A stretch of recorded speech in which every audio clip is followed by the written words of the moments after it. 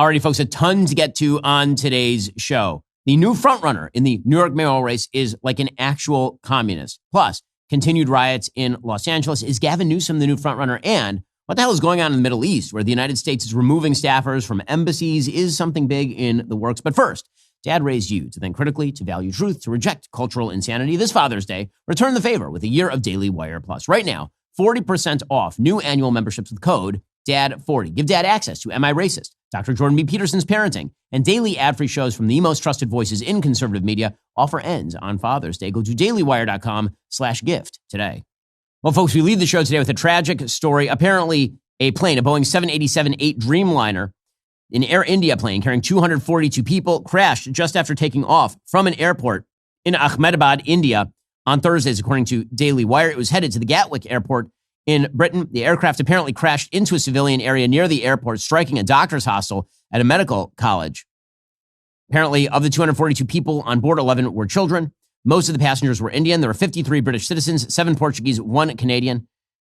There are videos that have been circulating on X, and you can see the plane slowly descending over the residential area before it disappears, and then you can see the explosion in the video. According to the early reports, no survivors at this point. We'll bring you more details as this tragic situation becomes clearer.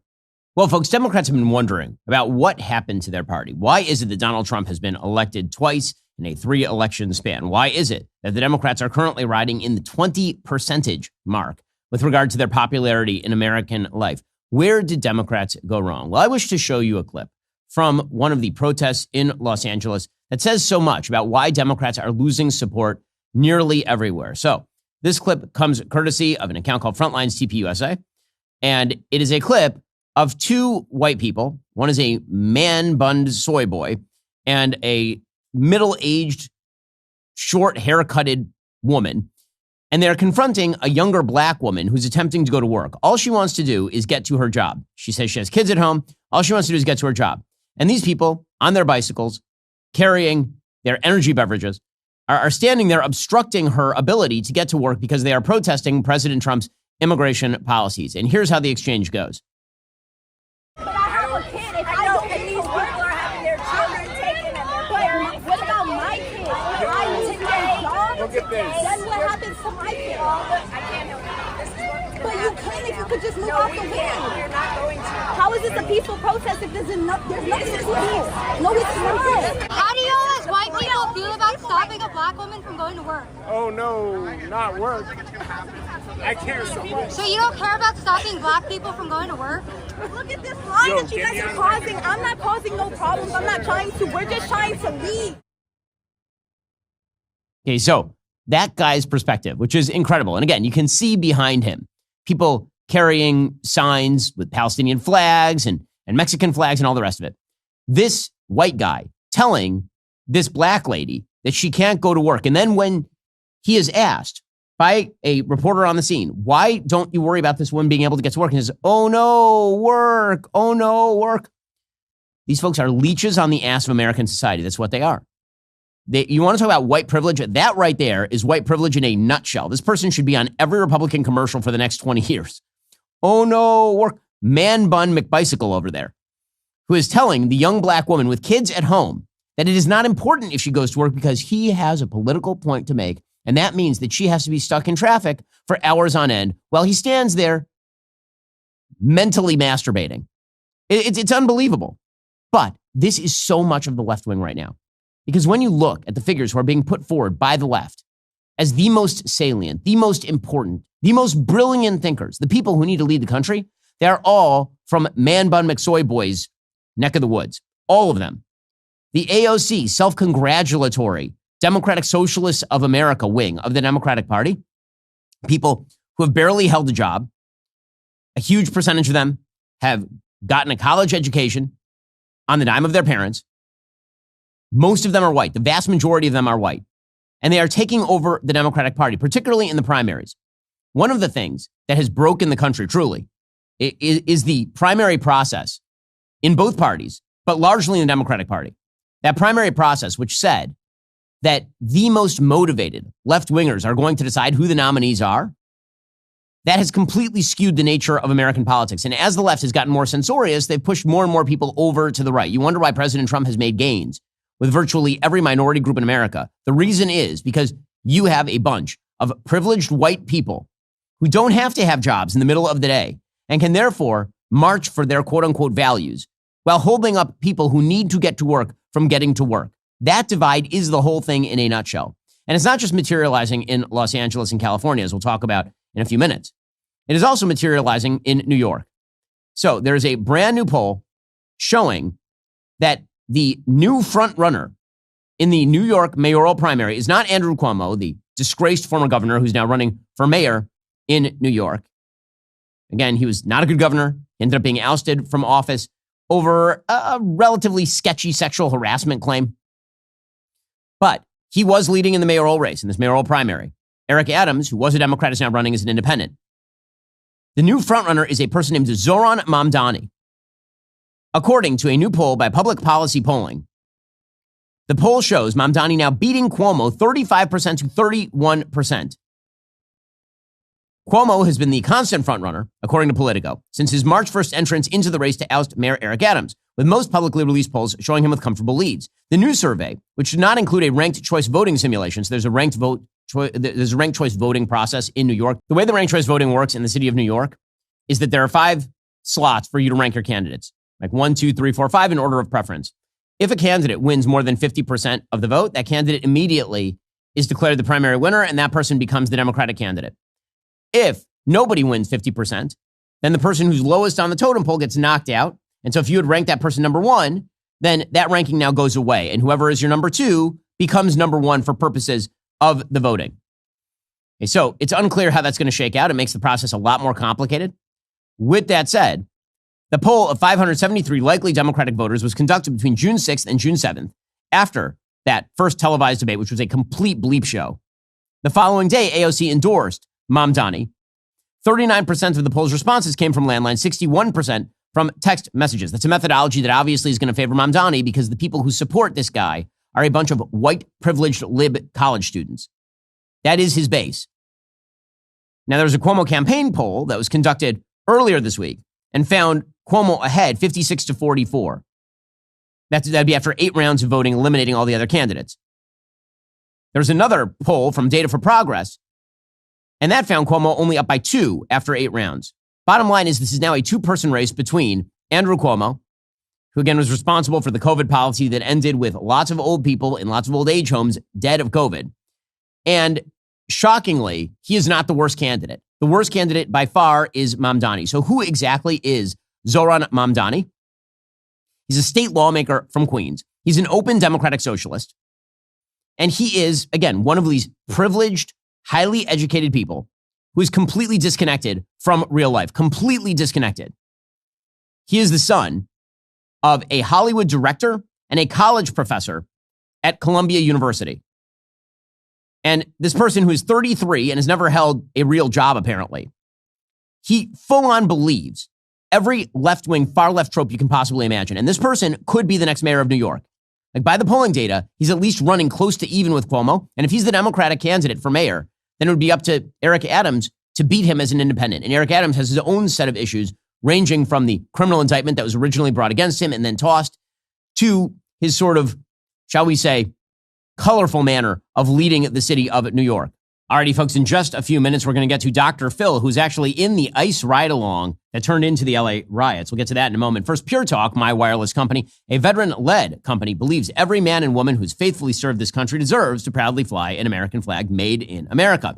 And that's why Pure Talk is on a mission to give an allegiance flag, the highest quality American flag, to 1,000 U.S. veterans in time for the patriotic holidays. Flag Day, the U.S. Army's birthday, they are coming up this Saturday. Independence Day is coming up in July. Just switch your cell phone service to Pure Talk this month. A portion of every sale goes to provide these high-quality flags to deserving veterans. With plans from just $25 a month for unlimited talk, text, and plenty of data, you can enjoy America's most dependable 5G network while cutting your cell phone bill in half. The average family saves over $1,000 a year.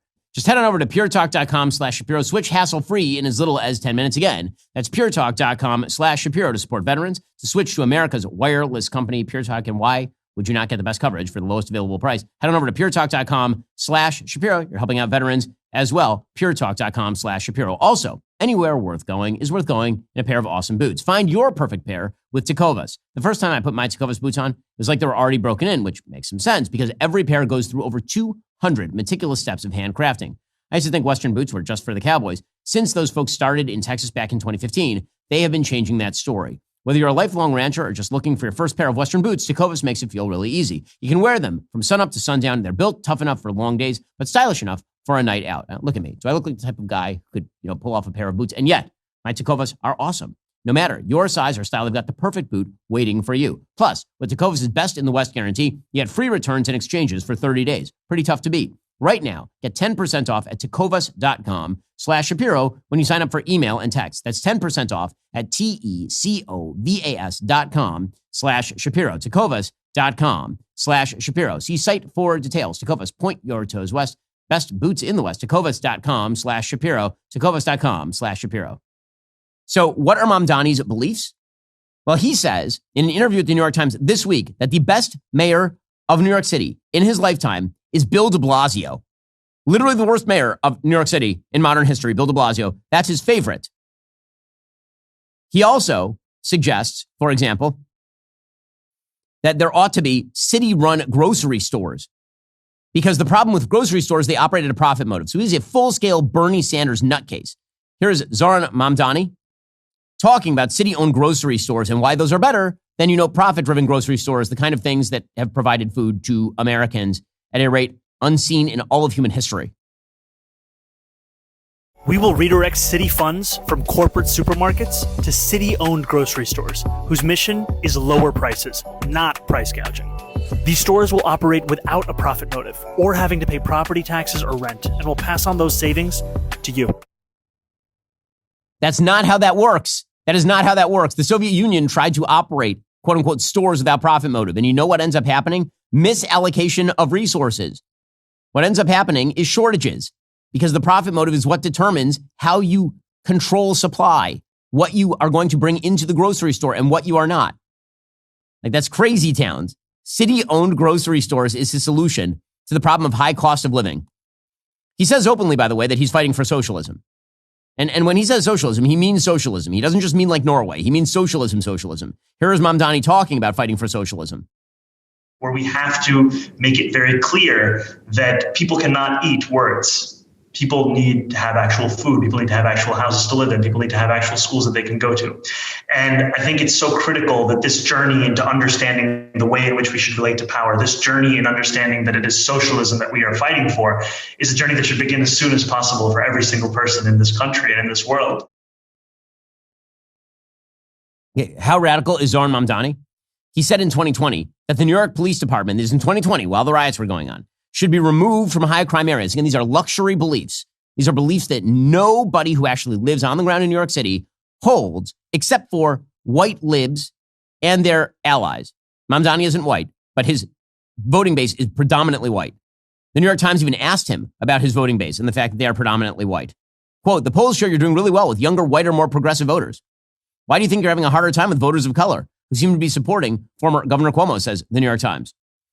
And then he suggests that it's just because the vast majority of New Yorkers have yet to tune in to the race. And he says the polling obscures Asian New Yorkers who are not listed as a category. Yeah, that's not why, my dude. The answer is because the luxury beliefs that are held by white, college-educated liberals are at complete odds with reality. And it's all about, for them, the value signaling. Do you need to even work, bro? Who cares about your work, bro? Your job, your community, your safety. What really matters is that you're holding the right lawn sign. Here's Zohran Mamdani talking about how the police should be defunded in 2020.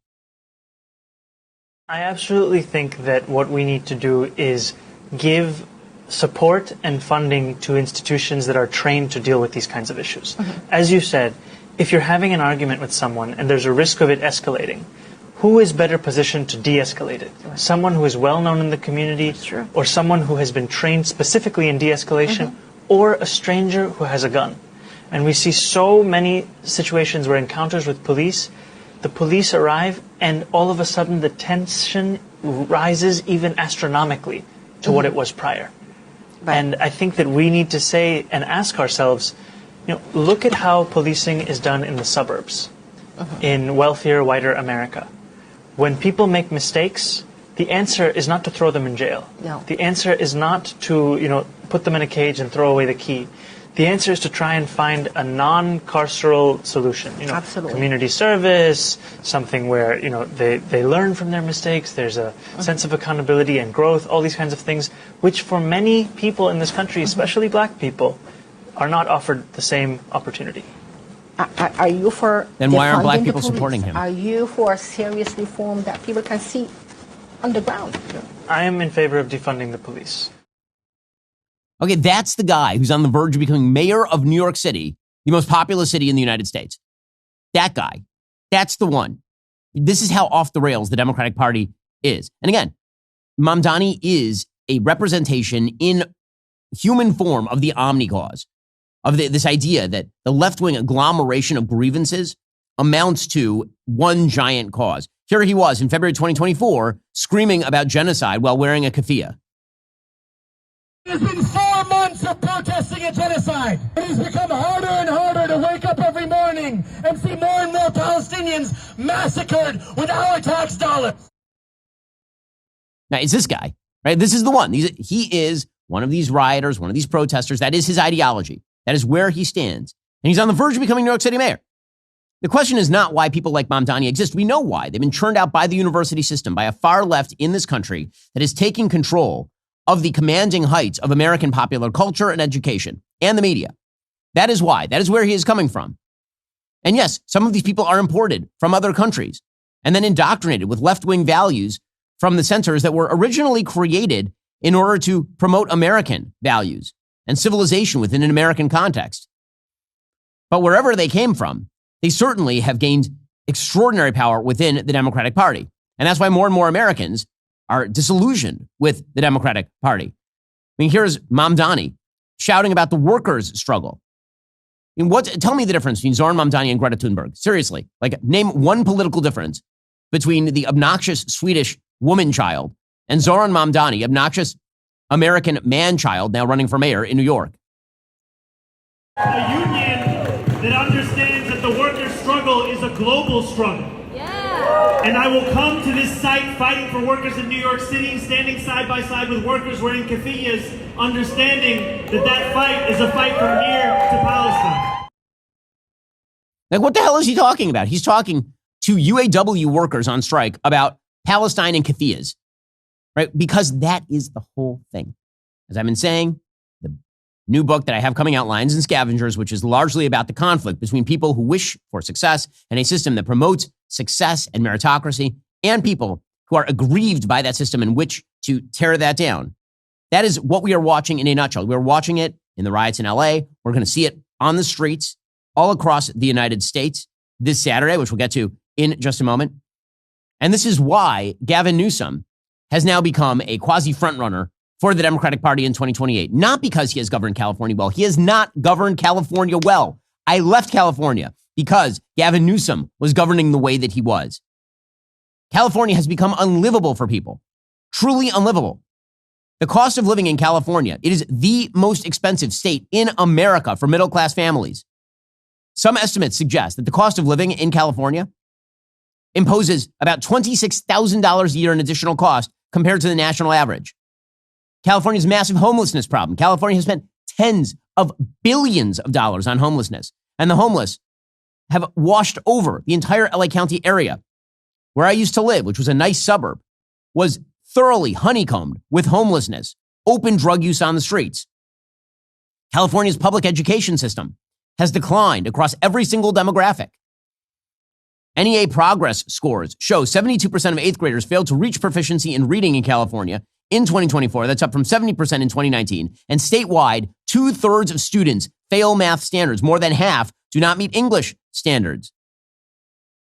Gavin Newsom's, all the crime stats in California are completely skewed because California has decided, particularly in major metros, not to count misdemeanors as crimes anymore, which is why shoplifting, for example, in San Francisco has become a way of life.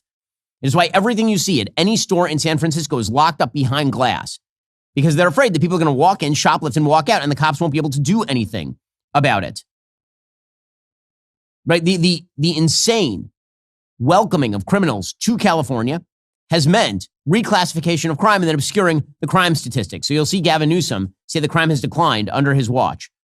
The reality is that enormous swaths of crime have been reclassified from crime to not crime, or from felonies to misdemeanors, or from second-degree misdemeanors to third-degree misdemeanors, or whatever the case may be. And all of it can be seen in people leaving the state, not just me and my family and my company. Since 2019, California has lost 1.5 million residents through net domestic migration. 1.5 million people left California net, not gross, net. Meaning that for every person who came in, for every person who entered the state, count all those people, still more than 1.5 million people left the state between 2019 and 2024. Somehow this guy is the front runner. Why? Because for the Democratic Party, it has become all about sounding off. It's all about the performative. It's all about the resistance. It's not about being good at your job. This is a big difference in the Democratic Party. It truly is. If you go all the way back to 1992, when Bill Clinton was running for president of the United States, one of the things that he was running on was the idea that he was a successful, capable governor of Arkansas. Whether that's true or not, that's what he actually ran on. That he was actually fairly decent as a governor of Arkansas. And now it's all the performative. It's completely performative. This has been true since the Obama era, when Barack Obama became president, despite having zero record in the Senate because of his airy-fairy ideas about how international politics should work and how domestic politics needed to be kinder, gentler, and then he immediately polarized and racialized American politics. But this is what the Democratic Party has become. Indeed, being competent is sometimes a drawback, because if you're competent, very often to be a competent Democratic governor, that means you have to be a little bit more moderate in your policies, which means you can't be as performative. It means that you might actually have to do some things that Republicans might like from time to time. And that invalidates you with this Democratic base that likes the Zohran Mamdanis and that yells at black people going to work. This is why it's an amazing thing. Again, Gavin Newsom, if he wanted to campaign on being a great governor, successful governor of California, he could try it. But let's be clear. The reason that Gavin Newsom is popular right now is because Gavin Newsom is yelling at Donald Trump. It is that simple. You can see it. The whole Democratic Party is this now. Cory Booker, the ridiculous senator from New Jersey, Mr. Potato Head, he puts on his angry eyes for 24 hours and speaks about nothing. And the entire Democratic Party goes, well, he's leading the resistance. Look at the signaling. Look at the resistance signaling. He must be a new leader. It's all about the talk and never about the governance. And then you wonder why people are looking at a more pragmatic politician like Donald Trump and saying, maybe that guy. Why the Democratic Party is at all-time lows? Because you guys can't do the basic stuff. You're not capable of doing the basic stuff. But here's the kind of stuff making Gavin Newsom popular with the Democratic base for 2028 right now. Already coming up, Gavin Newsom, 2028 frontrunner, despite being a horrible governor. Dr. Phil is coming up as well. And are we about to bomb Iran? Is Israel about to bomb Iran? We'll get to all that. First, you're probably great at protecting your personal information using strong passwords, two-factor authentication. Here is the reality. No matter how careful you are, your information exists in countless databases you cannot actually control. Companies, medical offices, government agencies, they all have pieces of your personal data. They might not be protecting it as well as you do. That's where LifeLock comes in. They monitor millions of data points every second, watching for identity threats. If your identity is stolen, a U.S.-based LifeLock restoration specialist will handle the recovery process on your behalf, guaranteed, or your money back. Plus, all plans include their $1 million protection package, reimbursing you up to your plan's limits if you lose money due to identity theft. You can't control how others handle your information, but you can help protect yourself with LifeLock. Producer Phil and his wife, they've been using LifeLock, and that means that they are protected in the same way you should be. Save up to 40% your very first year. Call 1-800-LifeLock, use promo code Ben, or go to lifelock.com/Ben for 40% off. Terms apply. Head on over to lifelock.com/Ben. Get 40% off right now, or give them a call at 1-800-LifeLock and use promo code Ben. Also, there are a lot of terrible universities out there teaching kids terrible things. Grand Canyon University is not one of them. A private Christian university in beautiful Phoenix, Arizona, GCU believes we're endowed by our Creator with certain unalienable rights to life, liberty, and the pursuit of happiness. GCU believes in equal opportunity and that the American dream starts with purpose. GCU equips you to serve others in ways that promote human flourishing and creates a ripple effect of transformation for generations to come. By honoring your career calling, you impact your family, your friends, and your community. Change the world for good by putting others before yourself to glorify God. Whether your pursuit involves a bachelor's, master's, or doctoral degree, GCU's online, on-campus, and hybrid learning environments are designed to help you achieve your unique academic, personal, and professional goals. With over 340 academic programs as of September 2024, GCU meets you where you are and provides a path to help you fulfill your dreams. The pursuit to serve others, that's yours. Let it flourish today. Find your purpose at Grand Canyon University. Private, Christian, affordable. Visit gcu.edu. Again, that's gcu.edu to get started with Grand Canyon University. Here he was the other day saying Donald Trump's government is traumatizing our communities. It seems to me that California was traumatized by you. You're the governor. You're the one in charge. Why is California not a great place to live? Why? Donald Trump didn't have to do with that. You had to do with that. And him enforcing federal law and then bring in the National Guard to ensure that law enforcement officers aren't abused by rioters. That's not Donald Trump's fault. That's your fault. But according to Gavin Newsom, it's all about Trump traumatizing the community. Donald Trump's government isn't protecting our communities. They're traumatizing our communities. And that seems to be the entire point. California will keep fighting. It will keep fighting on behalf of our people, all of our people. Just obnoxious. And by the way, you see other prospective 2028 candidates who are now doing this routine. So Governor Josh Shapiro of Pennsylvania, who actually is apparently a pretty competent governor of Pennsylvania. I don't agree with a lot of his politics, but he is not bad at the job of being governor of Pennsylvania. Well, Josh Shapiro, that's not enough for him. Right? He must signal his resistance membership. So he spoke with the Washington Post and he talked about President Trump. He said, there's no question in everything this president does, he tries to inject chaos. He's injected chaos into the world order. He's injected it into our economy. He's trying to inject chaos into our streets by doing what he did with the Guard in California. We will be prepared to make sure people can peacefully protest and that we do not have violence in our communities. And then he said, should the Guard be needed, it would be deployed in my direction following a legal process, not the way it's been done in California, which I think has been really dangerous. So again, that is Shapiro trying to jump in on the game. If you're a Democrat, the way you become prominent is not by being good at your job. It's by yelling a lot and yelling a lot of impractical things. That is the way that it is actually done. I mean, look at Karen Bass right now. Karen Bass is the most incompetent mayor in the country right now, outside of Brandon Johnson in Chicago. And she's getting all sorts of positive headlines from the media. While she blames ICE for the riots, here's Karen Bass, the failed mayor of Los Angeles, yesterday. A week ago, everything was peaceful in the city of Los Angeles and in all of the representatives behind me in their cities as well. Things began to be difficult on Friday when raids took place, and it's important that I begin there because that is the cause of the problems that have happened in the city of Los Angeles and other cities. And then Karen Bass says, well, in the end, all of this is really just part of an experiment. It's part of an experiment that's taking place in Los Angeles by the federal government, those evil, evil feds. It is completely unnecessary. What are they going to do? The 100 National Guard soldiers that are downtown Los Angeles are guarding one federal building. So there is no need for this. The city handled things perfectly last night and will continue to do this. I do believe, though, that this is all part of an experiment that's taking place in Los Angeles, and I hope other cities I know they are, because I was on line with about 50 other mayors who are concerned about what's happening in our city because it could easily come to theirs. So she's saying everything is peaceful, everything is fine, everything's being handled. We don't need the feds. I'm talking to people in LAPD. Every day I'm talking to people in LAPD. And I have many, many friends in LAPD. One of the things that has been happening at these protests, I know this happened. Fireworks have been loaded with shrapnel and launched at officers. Yeah, that's different from just a firework. Right? The firework is just gunpowder. Firework with shrapnel inside is effectively an IED. And some of these are being thrown at officers. And the police officers are being given basically zero guidance by their higher-ups or from the politicians on what they are supposed to do if somebody hurls an IED at them.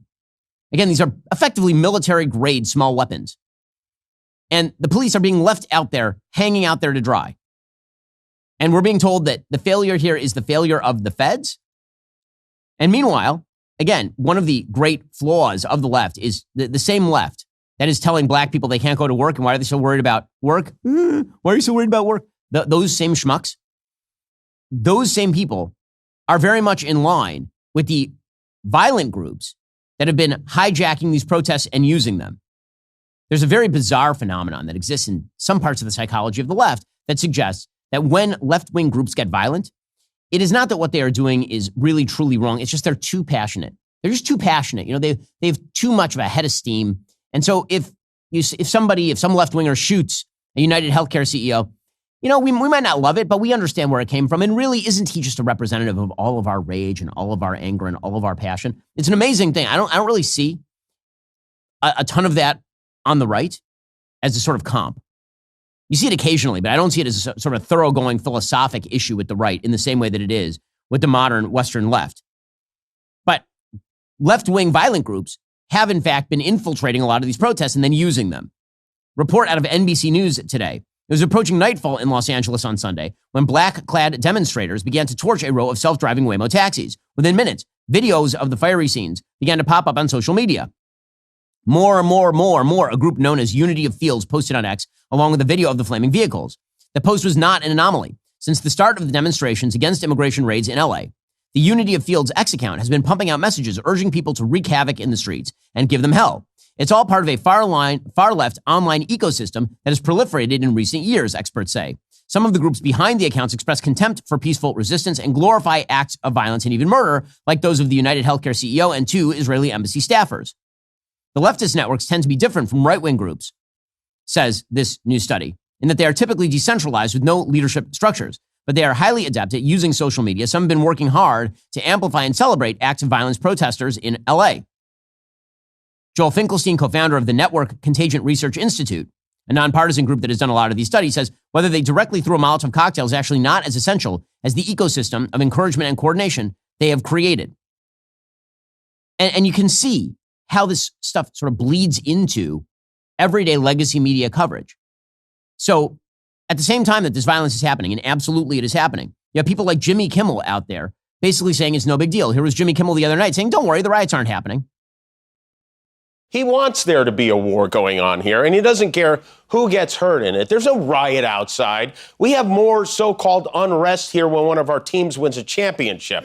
But that's not what you're seeing on TV. Someone sets a fire in a garbage can, 12 camera crews go running toward it. It's no big deal. Again, luxury beliefs. It is no big deal, according to Jimmy Kimmel, because Jimmy Kimmel lives in an extraordinarily expensive part of LA, I assume with private security. And so it doesn't matter as much to him if people are torching Waymos in downtown. Why should it? When's the last time Jimmy Kimmel took a Waymo? It's not a thing. Luxury beliefs are costing Democrats the country. And good. I mean, really, they deserve it. They do. Already coming up, President Trump has a big military parade planned this weekend. Are the leftists going to disrupt it? Plus, Tulsi Gabbard put out a very weird video. The DNI put out a very strange video suggesting that America was bad for using the A-bomb to end World War II. And all the updates from the Middle East where Iran is getting feisty and things could be getting spicy. First, you might already own a firearm, but starting with a less lethal option to avoid the financial and mental repercussions of pulling the trigger, that's essential. Enter Byrna. That's Byrna. I'm about as pro Second Amendment as it gets. I own a bunch of guns. But the thought of using lethal force is not ideal for everyone. Luckily, Byrna's less lethal launchers are equipped with tear gas and kinetic ammo designed to incapacitate an attacker for up to 40 minutes without those unwanted repercussions. And Byrna is excited to introduce the all-new compact launcher, sleek, slim, hits like a sledgehammer, the same size as a smartphone, allowing you to conceal carry everywhere comfortably and with confidence. This launcher fires 400 feet per second with 41 joules of force per square inch. It's a lot of power to stop aggressors in their tracks without having to deal with the complexities of actually, killing somebody. One thing I love about Byrna is that they are American. Over 80% of the components in the compact launcher are sourced in the United States. Their pistols are hand-assembled in Fort Wayne, Indiana. I have peace of mind knowing I got a Byrna in the house.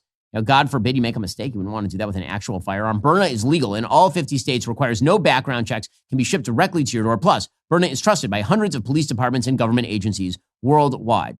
Thank you to Byrna for sponsoring this video. Well, joining us on the line to discuss what has been happening in LA and the legacy media's false coverage of what's happening in LA, Dr. Phil McGraw. He is now hosting Dr. Phil Primetime on his own network, Merit Street Media, where he stands for common sense and free speech. He was in an ICE ride-along, actually. So, Dr. Phil, what was that like? You were doing a ride-along with ICE when all of this started. What was that?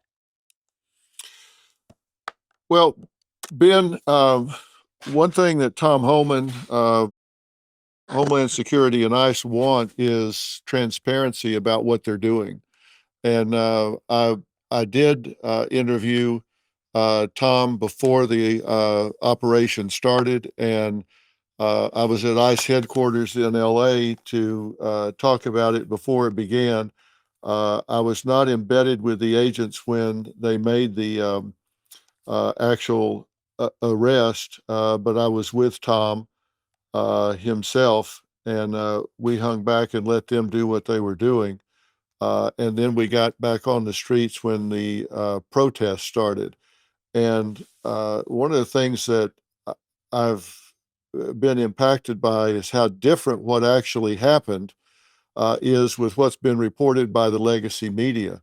What actually went down here is this was a interagency operation.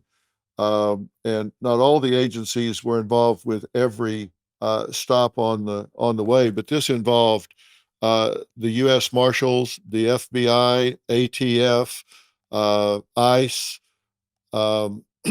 and some of the other agencies. And the one that is getting all the attention, there was a search warrant issued by a federal judge. And as you know, you have to show probable cause to get a search warrant. And so there was a tremendous amount of evidence presented to a federal judge about this one organization that's alleged to be a criminal organization.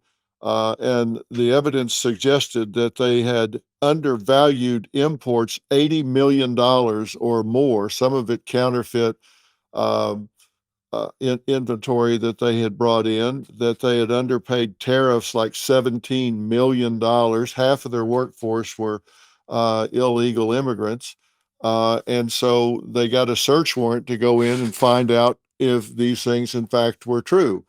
And so they executed this search warrant. It wasn't just ICE. And when they did, they found a lot of illegal immigrants in there. And among those were drug traffickers, some with domestic violence, a 55-year-old illegal alien from the Philippines that was convicted of burglary, penetration with a foreign object, assault with attempt to commit a Mexican national with a rap sheet that included shooting up a house and a vehicle with people inside, battery of a spouse or cohabitant, willful cruelty to a child, driving under the influence, assault with a semi-automatic weapon, an illegal alien from Vietnam with a criminal history that included a conviction for second-degree murder.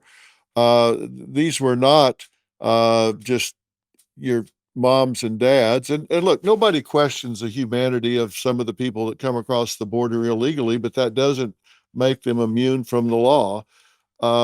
And so they made these orderly arrests of those people that were here illegally while they were executing the search warrant. The IRS was involved. They seized a lot of records, and it took 7 or 8 hours to process at these places. And when they came out, people had organized protests. And I don't think these were spontaneous. I think there were clearly activists and agitators out there. But look, Ben, they're attacking street agents, ICE agents, throwing rocks off of overpasses, setting their cars on fire. Do they think these agents made these laws? I don't understand that. Yeah, and Dr. Phil, one of the things that's really amazing about this is, as you say, the way that the legacy media portrayed the raids themselves was that the raids were essentially just run over to the local Home Depot with an ICE van and start loading people in. And what you're saying is that was not the purpose of the original raids in the first place. No, it was not. And look, this is the thing that they scare these people and say they're going to be treated horribly. I did have an opportunity to be in the federal building when some of these people were brought in, and Ben, they are treated with dignity and respect. They're not thrown into some overcrowded cell. If they're hungry, they're given something to eat. If they're thirsty, they're given something to drink. They're treated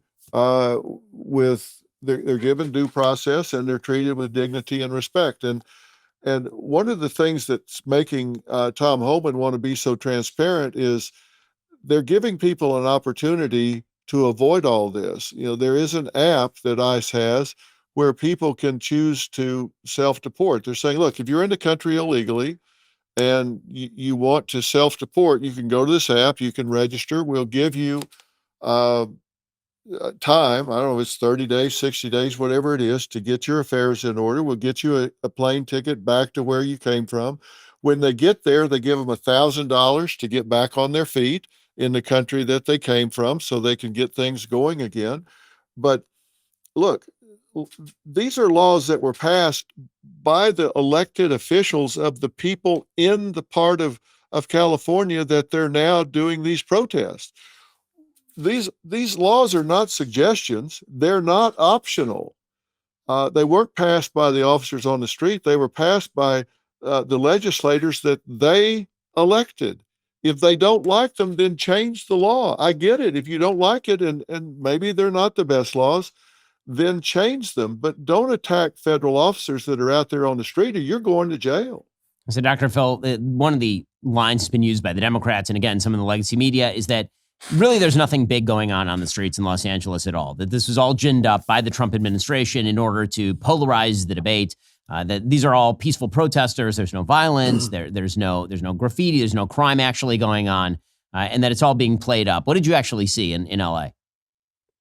Well, I can tell you that there were law enforcement vehicles that were set afire. There were dozens of people on overpasses that were throwing rocks, scooters that you can pick up and use around the city, throwing those down, breaking out windshields. They were throwing full bottles of water at federal agents, all kinds of projectiles, whatever they could find, hitting these people. Look, this is assault with a deadly weapon. They were throwing rocks as big as footballs, or certainly as big as softballs. I mean, as much as you could get your hand around and launch, it could clearly kill somebody if they hit them in the right place. They were setting things on fire. Look, LA's had enough problems with fire. You saw what happened in Altadena. You saw what happened in the Palisades, and it's dry out there, and they're setting things on fire. And Ben, this is not a negotiation for justice. This is a demand for surrender. I heard people on loudspeakers as late as last night demanding that these people be released en masse. That's never going to happen. Calling for the abolishment of ICE. That's never going to happen.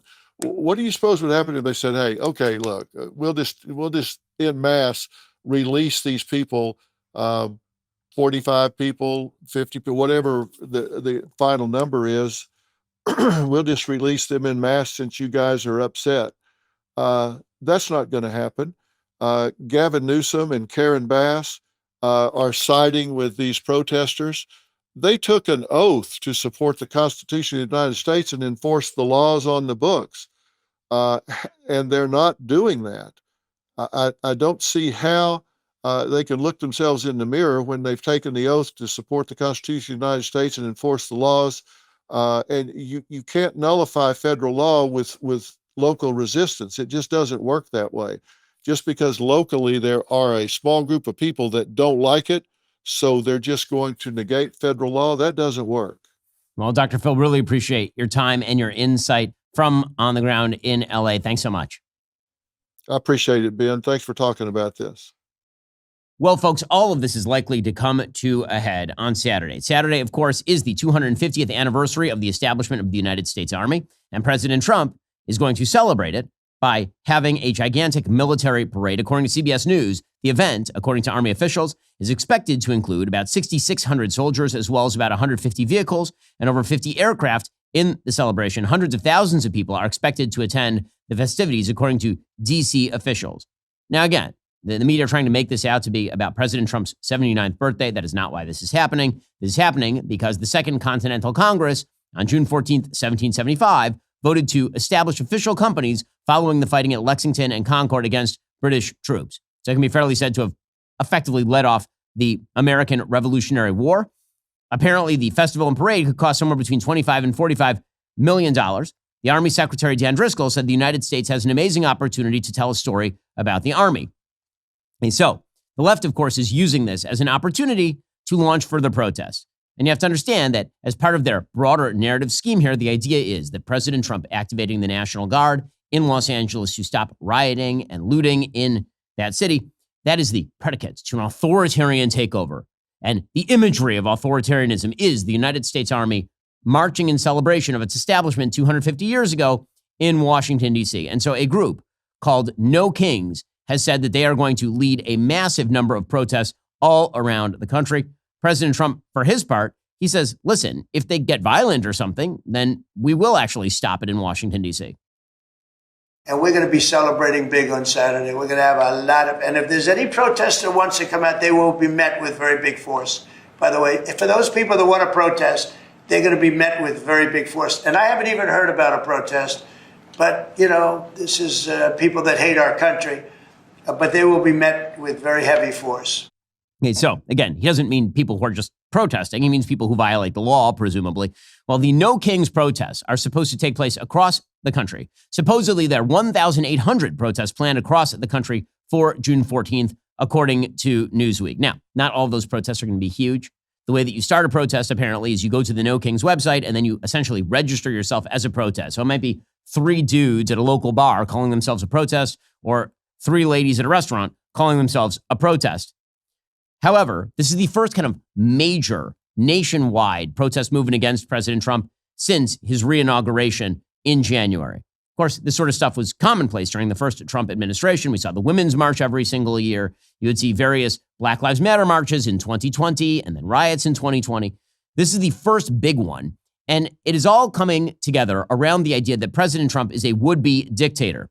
According to organizers, the No Kings protests are being held to stand up against, quote, authoritarianism, billionaire-first politics, and the militarization of our democracy.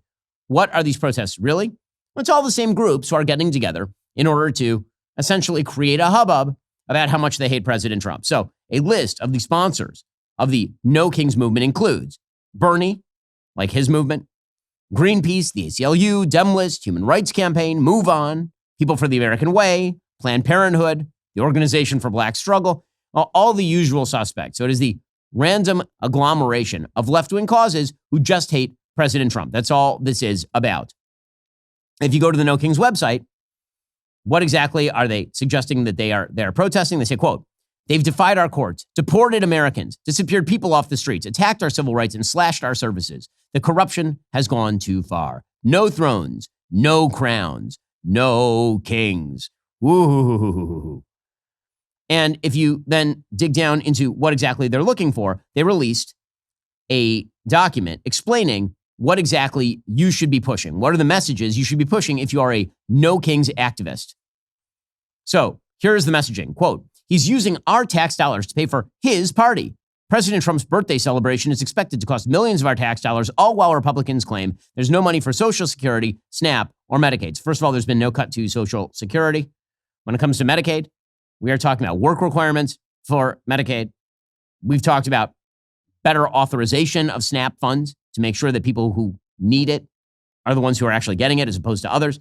And again, this isn't a birthday party for President Trump, so that's not going to work. It says, we are united against kings. That's what No King says. President Trump has already indicated he's aiming for at least a 3rd term. They're so insane. They're so insane. No, he is not. Stop it. Stop it. You sound stupid. And now he's planning a self-aggrandizing military parade in D.C., but the American people don't put up with kings. Unless presumably you're a member of the Kennedy family or the Clinton family or the Obama family. Together, says No Kings, we will mobilize in huge numbers to reject this corruption and abuse of power. It's in our DNA as a country. They've gone too far. This is bigger than political disagreement. They've defied our courts. Okay, you're going to actually need to note where the defiance of the courts has happened. Like, where's the thing where they've defied the courts? It appears that actually they've abided by court orders. There's an open question as to whether lower courts have the capacity to issue nationwide injunctions. That's not quite the same thing. Deported American citizens. Can you name them? Because if they're deporting American citizens, like true, actual American citizens, we should probably hear about that. Disappeared people off the streets and slashed our services, all while orchestrating a massive giveaway to their billionaire allies. Enough is enough. For anyone who thinks he's gone too far, this movement is for you. Hilariously, they are claiming that this protest better represents the establishment of the Army than the parade for the United States Army. Quote, the Army's birthday isn't about parades or pageantry. It marks the beginning of America's rejection of kings. So you are protesting the U.S. Army. Okay, it's a move. It's a move. That's why we say no thrones, no crowns, no kings. No kings is about defending the ideals they fought for. This country doesn't belong to strongmen. It belongs to the people. Well, if you're worried about kings and inherited power and wealth, it's a little ironic that one of the chief sponsors of No Kings is a person named Christy Walton, who, of course, is an heiress of the Walton family, as in Walmart. Some people are trying to organize a boycott of Walmart based on this. Again, she is the heiress. I'm not sure that the entire chain is responsible for her stupidity. The views expressed were solely those of Christy Walton, according to the Walmart group. She put up an ad and put up the money for the ad, suggesting, quote, the honor, dignity, and integrity of our country is not for sale. Show up, attend your town halls, be civil. And some of the things that she wants, we uphold and defend the Constitution. We care for veterans and children. Okay, so now we're getting law and sign politics. If they think that this is going to in any way inhibit the president of the United States from enforcing the law, good luck on that. Well, meanwhile, in other good news for the Trump administration, Elon Musk has now ended his feud with President Trump. That didn't last very long at all. Again, I predicted late last week that probably the feud would peter out because there really was no serious interest on either side for the feud. Elon Musk wants to continue to provide SpaceX vehicles to the United States government. The United States government would like to continue using those SpaceX vehicles. So the sort of extension of this snafu was in no one's best interest. Elon put out a tweet yesterday on X, quote, I regret some of my posts about President Trump last week. They went too far. Yeah, that makes sense. And then President Trump said that he was open to rekindling a relationship with Musk. Presumably, he'll be a little bit cautious about that. That's not particularly surprising, but that is a good thing for the Republican Party. You don't want those two in open warfare for a prolonged period of time. Meanwhile, one of the things that's so fascinating about the Trump era is that because President Trump is a larger-than-life figure, and because he is a post-ideological figure, because he doesn't have any thoroughgoing governing philosophy, there's all sorts of debate that happens under the hood inside the GOP generally. As I pointed out before, the GOP is not a conservative movement, really. It is an anti-left movement, and that draws people all over the political spectrum, people from the isolationists on foreign policy to the more hawkish on foreign policy, people who are pro-choice on abortion, people who are pro-life on abortion, people who are pro-same-sex marriage, people who are anti-same-sex marriage, people who are pro-gigantic government, people who are very much in favor of limited government. The only glue that holds that coalition together is President Trump as a human. That's it. That's the glue. That and the fact that the left is so out of their minds. And so people have reacted to the left by moving over to the GOP. So the GOP is sort of a bag of marbles rather than a sort of cohesive unit. That's made clear almost every day from inside the administration. So 2 days ago, Tulsi Gabbard, who is the director of national intelligence, put out a bizarre video, like a very bizarre video. And it does speak to the kind of newfound horseshoe theory wing of the Republican Party. Tulsi Gabbard is a lifelong Democrat. She joined the Republican Party only recently, of course.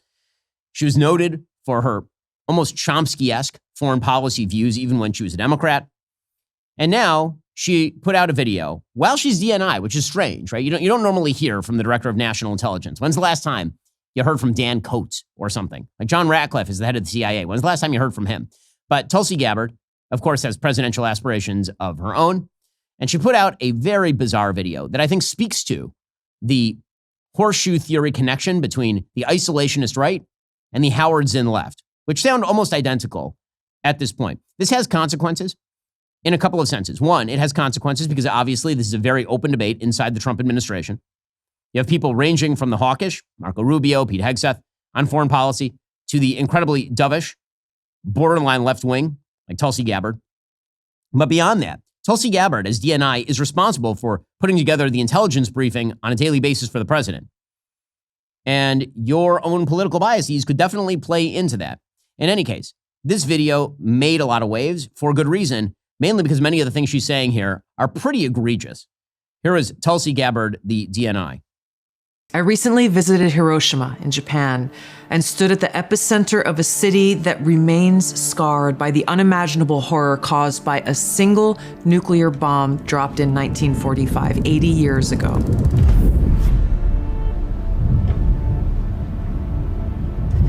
It's hard for me to find the words to express what I saw, the stories that I heard, the haunting sadness that still remains. This is an experience that will stay with me forever.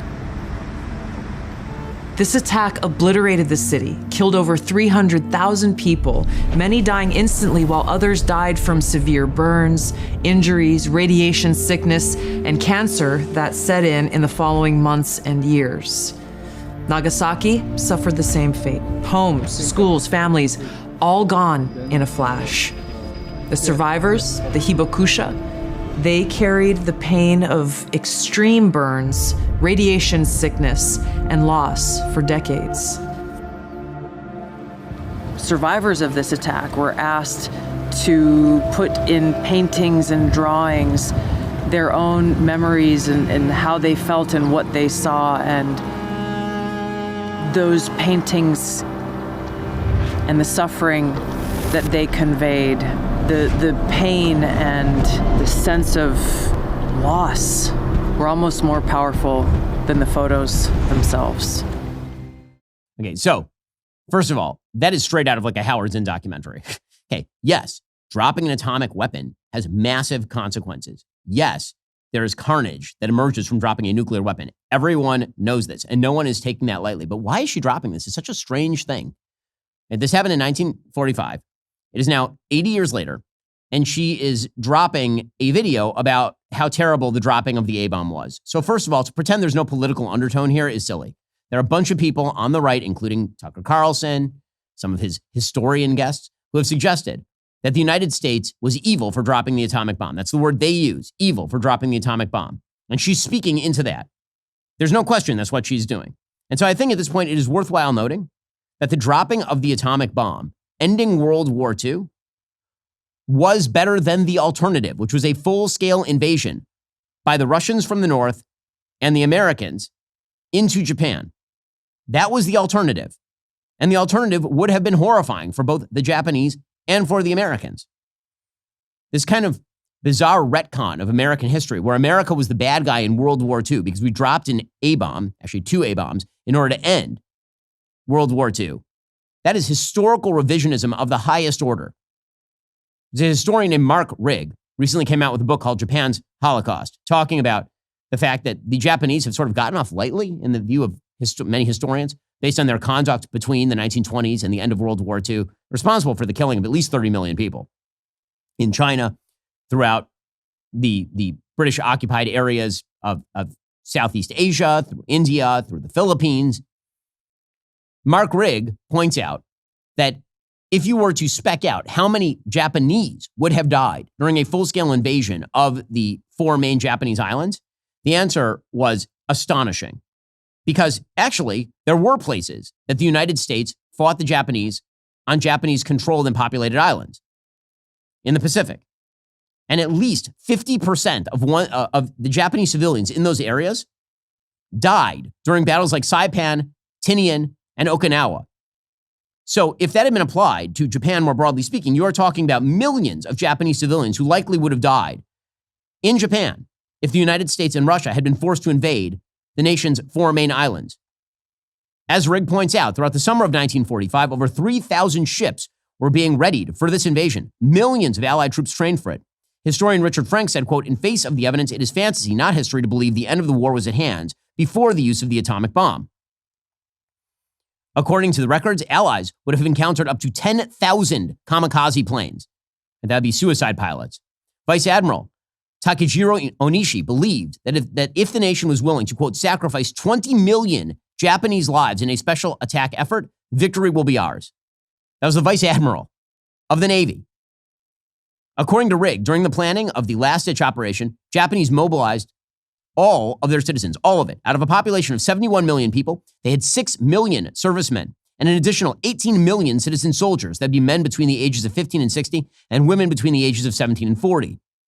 Children were even trained to carry backpacks of explosives to throw themselves under the treads of tanks as what they called Sherman carpets. Conservative estimates of Japanese deaths for the total invasion numbered upwards of 10 million.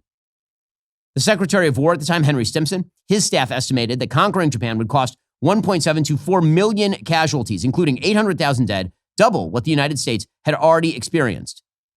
It would have cost the Japanese somewhere between 5 and 10 million dead, according to the Americans' estimates. To understand the way this works, you have to understand that the Japanese had been trained by the emperor and by his entire system to die for the emperor. This was a big part of the war. Half of the 381,550 Japanese in the Philippines, and more than a third, if not half, of the 300,000 civilians on Okinawa and 40,000 on Saipan-Tinian died or killed themselves during those battles. In preparation for an invasion of Japan, America produced 500,000 Purple Hearts. And by the way, even after the dropping of the atomic bomb, there was an attempted coup to stop a recording of Hirohito surrendering from actually being made public. Apparently, reactionaries attempted to capture Hirohito, destroy his recorded surrender message, and kill his advisors to prevent capitulation. They stormed the imperial palace, shooting and beheading those opposing them. They searched fruitlessly for the unreleased phonograph recording of Hirohito's surrender announcement. So, again, tremendous suffering takes place in war. War is awful. War is, in and of itself, a horrifying thing, obviously. But what is she attempting to convey with this video? It's not just that war is awful and horrible, because of course it is, and no one disagrees with that. There's no way to take this video as anything but a critique of America dropping the A-bomb during World War II. And that is more broadly connected to a critique of American foreign policy that suggests that when America is muscular in pursuit of its own interests, this raises the prospect of nuclear war. And that's where she goes next. This one bomb that caused so much destruction in Hiroshima was tiny compared to today's nuclear bombs. The bomb that was dropped on Hiroshima had a yield of just 15 kilotons of TNT, whereas today's nuclear warheads range in size from 100 kilotons to over 1 megaton. A single nuclear weapon today could kill millions in just minutes. Just one of these nuclear bombs would vaporize everything at its core: people, buildings, life itself. The shockwave would crush structures miles away, killing and maiming countless people. And then comes the fallout. Radioactive poison spreading through the air, water, and soil, condemning survivors to agonizing deaths or lifelong suffering.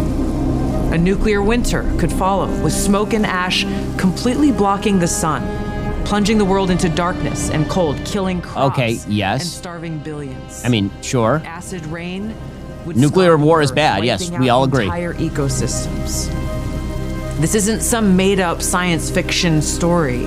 This is the reality of what's at stake, what we are facing now. Because as we stand here today, closer to the brink of nuclear annihilation than ever before, political elite and warmongers are carelessly fomenting fear and tensions between nuclear powers. This is where she's going, right? This is the Tucker Howard Zinn, Tulsi Gabbard horseshoe theory that includes top members of the Trump administration. This is a debate inside the Republican Party. The idea here is that if you wish to stand up to aggressors against America's interests or to enemies of the United States, somehow you're fomenting nuclear war. First of all, let's make a quick point. Presumably one of the things she's talking about here is Iran, because Iran is attempting to gain a nuclear weapon. And many of the same restrainers, so-called restrainers in the administration who spend their days leaking to Politico, like all day long, just leaking to Politico from the White House, many of those same restrainers are suggesting that a strike on Iran's nuclear facilities would somehow raise the possibility of nuclear war. Question, how? How? If nuclear weapons are bad in their use and their fallout, all of which I agree with, if that's the case, why would you want a bunch of radical Islamists to have one? Why would that be a thing that you want to pursue? A question she never answers. But again, it's all about the idea that when America pursues her interests, or America's allies pursue her interests, this foments nuclear war. When China expands its authoritarian structure around the world, when Russia tries to invade sovereign countries, when Russia threatens nuclear war openly, apparently that's of no consequence. The big problem is when America stands up for her interests. This new called restrainer philosophy, it's not a restrainer philosophy. It's the same crap that we heard from the left in the 1960s in the United States when they were suggesting that we needed to capitulate to the wishes of the Soviet Union in order to avoid nuclear war. And it turns out the best way to avoid nuclear war with the Soviet Union is for the Soviet Union to collapse. That was the best way. Now here's Tulsi Gabbard finishing up. Perhaps it's because they are confident that they will have access to nuclear shelters for themselves and for their families that regular people won't have access to. So it's up to us, the people, to speak up and demand an end to this madness. We must reject this path to nuclear war and work toward a world where no one has to live in fear of a nuclear holocaust. Okay, now what exactly is she even talking about here? So the idea is that if you want America to stand up strongly for interests, peace through strength, President Trump's actual pitch for over a decade, she's the one disagreeing with Trump here. That if you wish to do that, because I don't see President Trump unilaterally attempting to get rid of our nuclear weapons, if you do that, it must be because you're building a nuclear bunker for yourself somewhere. This is just paranoid, delusional fantasy from the Director of National Intelligence. It is a very bad look for the Director of National Intelligence. I think Tulsi's smarter than this. I don't think there's a reason why she needs to do this. And there's only one reason to do this, and that is, again, to push a particular perspective that was very prevalent during the Obama administration, that if you oppose a dovish foreign policy, an isolationist foreign policy, a foreign policy that withdraws from Ukraine, for example, and gives Russia the upper hand there, or that plans to abandon Taiwan to the predations of the Chinese, or plans to allow Iran to go nuclear, that if you oppose that, somehow you want nuclear war. Precisely the opposite is true. No one wants nuclear war. No one. The reason hawks are in favor of protecting America's interests and standing with America's allies is because the best way to prevent a nuclear war is to stand down other powers who have nuclear weapons. We know this because we did this for half a century against the Soviet Union. Again, this kind of scare tactic, what if I show you the impact?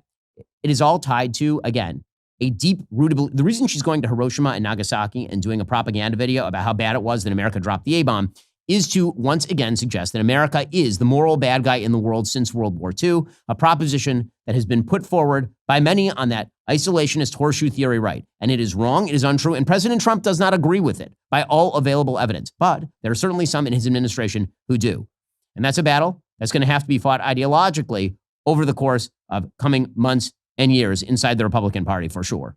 That battle over foreign policy and America's role in the world may in fact be coming to a head with regard to Iran sooner rather than later. So yesterday, the news broke that the United States has been moving members of its embassies away from various parts of the Middle East, redeploying forces in different parts of the Middle East, presumably in preparation for either an Israeli attack on the Iranian nuclear reactors or maybe even the possibility of an American airstrike on the Iranian nuclear reactors. That, of course, is following the revelation, which I think everybody knew, that Iran is determined to develop a nuclear weapon. That was something that was said by the Secretary of Defense yesterday in testimony, that Iran is actively working toward a nuclear weapon. Senator Cotton of Arkansas pointed out. Today, the Secretary of Defense confirmed Iran's terror regime is working toward a nuclear weapon.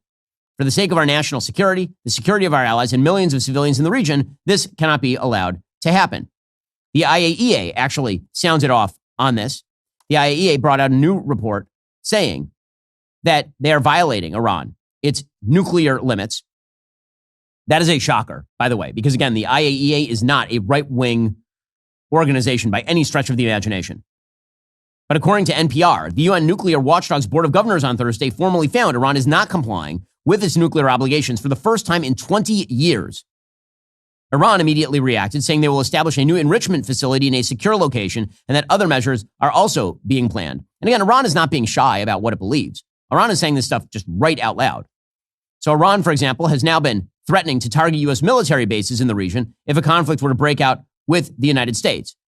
That presumably is one reason why the Israelis might want to go by themselves, because if the Israelis attack Iran and then the Iranians fire back hundreds of missiles at Israel, and Israel and its allies, including the United States, knock down a lot of those missiles, will that implicate U.S. forces in the region? By the way, the worst move the mullahs could make would be to strike U.S. forces in the region in any serious way. If they start trying to hit like Al Udeid Air Base in Qatar, or if they start trying to strike American forces in Saudi Arabia or Kuwait, America will just bomb their oil fields and that will be the end of the regime. Understand that the place where Iran is most vulnerable is not, in fact, its nuclear facilities. Its nuclear facilities are its hope for the preservation of the regime, because what Iran hopes is that by getting a nuclear weapon, they will be able to deter any and all activity that their regime does not like. They'll be able to rearm all of their proxy terrorist groups all over the region with the threat that if you try to stop them, then they'll fire a nuke at somebody. And that is their goal. The nuke gains them leverage in the same way that a nuke has gained North Korea leverage. Okay, but the real vulnerability for the regime is not the nuclear facilities per se.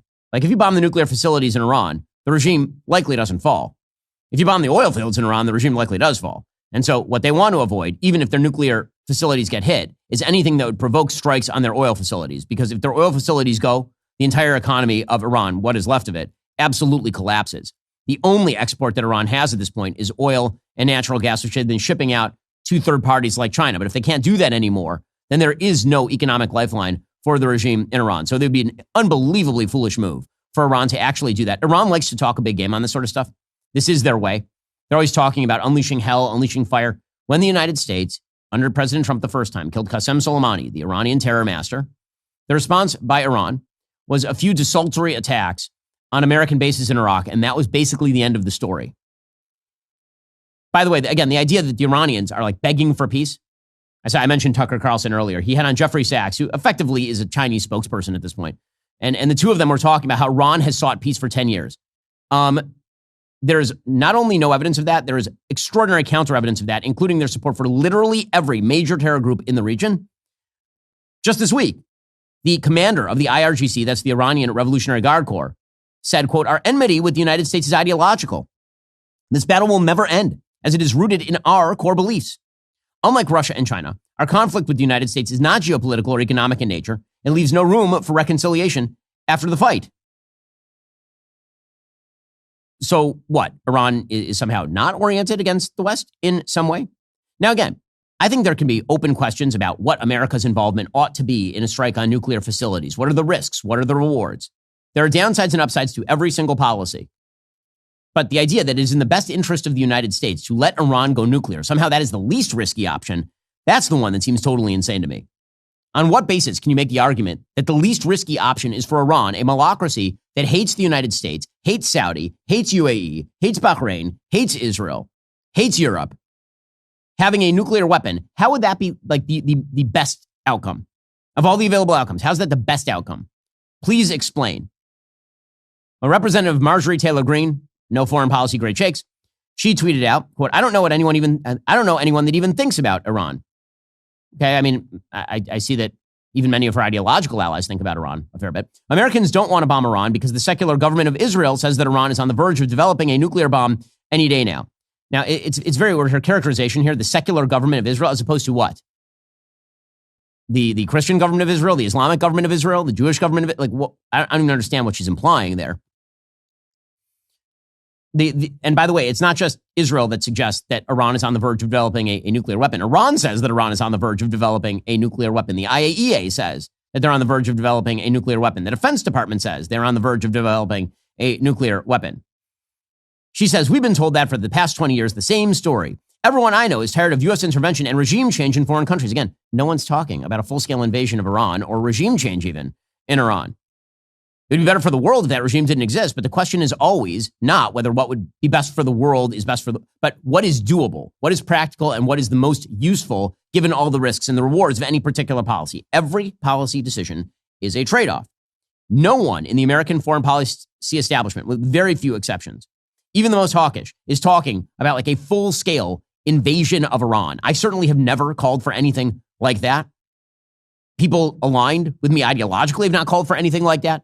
Airstrikes on the Iranian nuclear facilities seems more like airstrikes on the Iraqi nuclear facilities by the Israelis back in 1981 in Osirak, or Israeli airstrikes on the Syrian nuclear facilities in the middle of the last decade. It seems more like that, actually, than it seems like a full-scale invasion. But again, this is the scare tactic that you see from Tulsi Gabbard. Nuclear war will suddenly break out. Russia and China are going to fight based on airstrikes on the Iranian nuclear facilities. How? Marjorie Taylor Greene says, everyone I know is disgusted with Democrats for supporting a literal war against America by foreign nationals and communist anarchists waving Mexican flags while they violently burn and attack police in American cities. I mean, okay, agree. Everyone I know wants us to fix our own problems here at home. And these are not mutually exclusive. The goal of the federal government of the United States is to provide for the security of the United States. And that includes fighting forces, both foreign and domestic, who threaten the United States. Quote, not bomb other countries that have nothing to do with our own self-inflicted problems. So first of all, not all the problems that we're looking at here in the United States are self-inflicted. There is, in fact, foreign intervention in the American body politic. That is a reality. It's happening via social media largely.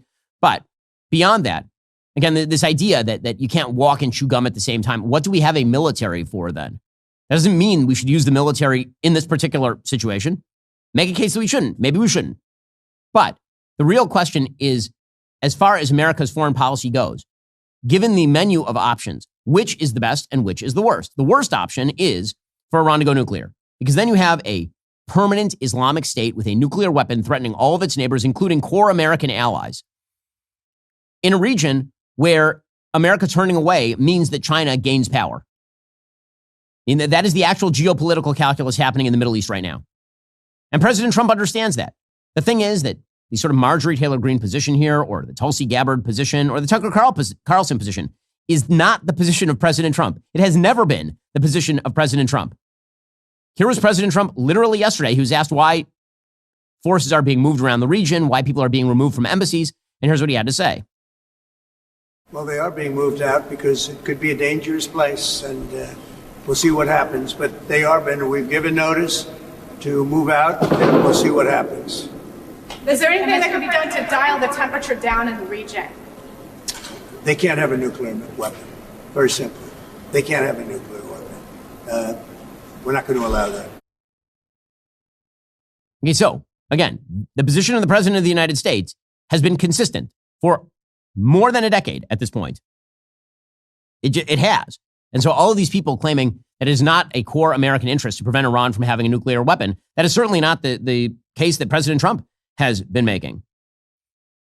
Now, with all of this happening, Steve Witkoff, the Middle East envoy, is apparently still planning to meet with Iran for a sixth round of talks on the country's nuclear program in the coming days, according to two U.S. officials. With that said, obviously the administration has gotten a lot more pessimistic about the possibility of an agreement, given the fact that Iran has gotten intransigent. Listen, Iran was never going to give up their nuclear program. Again, Iran requires two things to remain in power. One is a continued functionality of its oil resources. And two is the nuclear program, because the minute they give up the nuclear program, that is the minute that they have guaranteed that they are no longer going to be able to terrorize their population until the end of time. The thing that has kept North Korea in power, the reason that the Kim regime in North Korea has lasted as long as it has is because of their nuke. It is that simple. Iran knows that. That's why they are racing toward a nuke. It's why they're never going to give up their nuclear program. According to CBS News, a source familiar with the situation and a U.S. official told CBS News the Trump administration was weighing options regarding how to support Israeli military action without leading it. Those options could include aerial refueling or intelligence sharing, but the U.S. official was unaware of any commitment. And again, this has always been my supposition, was that the United States probably would not directly participate in an attack on the Iranian nuclear facilities, but might stand back and allow the Israelis to do so. Because after all, Israel is an independent country, and then it would be in the interest of the United States, in order to prevent a wider regional conflagration, to shoot down some of the incoming ballistic from Iran. And that remains, I think, the most probable outcome right now in the Middle East, given the fact that, again, Iran cannot give up their nuclear facilities. They can't. And they're lying. They don't want nuclear enrichment for peaceful energy. Of course. Everyone knows that, unless they're a complete dunderhead. Okay, meanwhile, one of the things that's truly amazing about the Gaza conflict, about the Israelis attempting to wipe out Hamas, all the same people who have been complaining about a quote-unquote genocide in the Gaza Strip are apparently totally unaffected by the murder of Gaza aid workers by Hamas. Totally unaffected by it. So Israel has been shipping in literally tons of food aid every single day for months and months and months and months at this point. And now they're working with something called the Gaza Humanitarian Foundation. They weren't willing to work with the UNRWA because that was a tool of Hamas. The Gaza Humanitarian Foundation, run by somebody named Johnny Moore, has basically taken it upon itself to make sure that the aid that is brought in doesn't get to Hamas. So yesterday, Hamas just shot a bunch of the aid workers to death. Just killed them. So now, if Israel killed a bunch of aid workers, that is front page news in every major newspaper in the world, even if they did it by accident. Even if it was collateral damage, that is front page news. Hamas murders aid workers for the purpose of stealing the aid. Radio silence. The Gaza Humanitarian Foundation put out a statement tonight at approximately 10 p.m. Gaza time. A bus carrying more than 24 members of the Gaza Humanitarian Foundation team, local Palestinians working side by side with the U.S. GHF team to deliver critical aid, were brutally attacked by Hamas. At the time of the attack, our team was en route to one of our distribution centers in the area west of Khan Yunis. We are still gathering facts. What we know is devastating. There are at least 5 fatalities, multiple injuries. Fear some of our team members may have been taken hostage. We condemn this heinous and deliberate attack in the strongest possible terms. These were aid workers, humanitarians, fathers, brothers, sons, friends who are risking their lives every day to help others. By the way, that death toll is apparently now up to 8. And the world Total silence. But I thought, I thought that it was all about getting humanitarian aid to the Palestinians. But no, everybody's too worried about Greta Thunberg being shipped on an El Al flight back to Sweden. I have a feeling it was never about the humanitarian aid to Gazans. It was always about something more. The reason people are pissed off, by the way, at GHF, the reason that the left is angry at the Gaza Humanitarian Foundation is specifically because it is not run by Hamas, specifically because it is not run by the UNRWA, specifically because it is getting aid to Palestinians who do not want to work with Hamas. That's the reason that they are upset. That is the whole thing.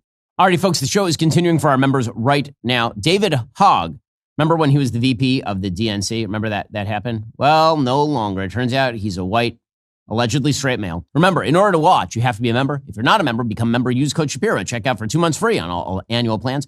Click that link in the description and join us.